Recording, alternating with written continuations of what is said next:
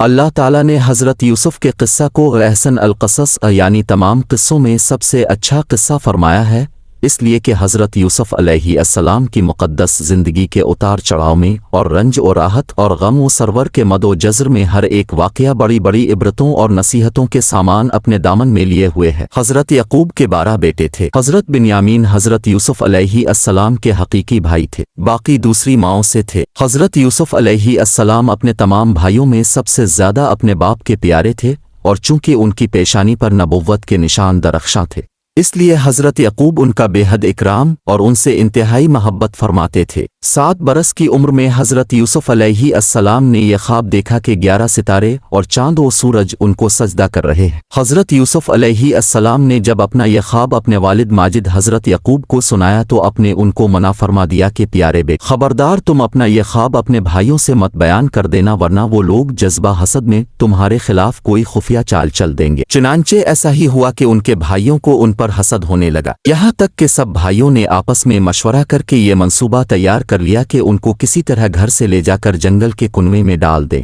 اس منصوبہ کی تکمیل کے لیے سب بھائی جمع ہو کر حضرت یعقوب کے پاس گئے اور بہت اصرار کر کے شکار اور تفریح کا بہانہ بنا کر ان کو جنگل میں لے جانے کی اجازت حاصل کر لی اور ان کو گھر سے کندھوں پر بٹھا کر لے چلے، لیکن جنگل میں پہنچ کر دشمنی کے جوش میں ان کو زمین پر پٹخ دیا اور سب نے بہت زیادہ مارا۔ ان کا کرتا اتار کر اور ہاتھ پاؤں باندھ کر ایک گہرے اور اندھیرے کنویں میں گرا دیا، لیکن فوراً ہی حضرت جبریل علیہ السلام نے کنویں میں تشریف لا کر ان کو غرق ہونے سے اس طرح بچا لیا کہ ان کو ایک پتھر پر بٹھا دیا جو اس کنویں میں تھا، اور ہاتھ پاؤں کھول کر تسلی دیتے ہوئے ان کا خوف و ہراس دور کر دیا۔ اور گھر سے چلتے وقت حضرت یعقوب نے حضرت یوسف کا جو کرتا تعویذ بنا کر اب کے گلے میں ڈال دیا تھا وہ نکال کر ان کو پہنا دیا، جس سے اس اندھیرے کنویں میں روشنی ہو گئے۔ حضرت یوسف علیہ السلام کے بھائی اب کو کنویں میں ڈال کر اور اب کے پیراہن کو ایک بکری کے خون میں لت پت کر کے اپنے گھر کو روانہ ہو گئے اور مکان کے باہر ہی سے چیخیں مار کر رونے لگے۔ حضرت یعقوب علیہ السلام گھبرا کر گھر سے باہر نکلے اور رونے کا سبب پوچھا کہ تم لوگ کیوں رو رہے ہو؟ کیا تمہاری بکریوں کو کوئی نقصان پہنچ گیا ہے؟ پھر حضرت یعقوب علیہ السلام نے دریافت فرمایا کہ میرا یوسف کہاں ہے؟ میں اس کو نہیں دیکھ رہا ہوں۔ تو بھائیوں نے روتے ہوئے کہا کہ ہم لوگ کھیل میں دوڑتے ہوئے دور نکل گئے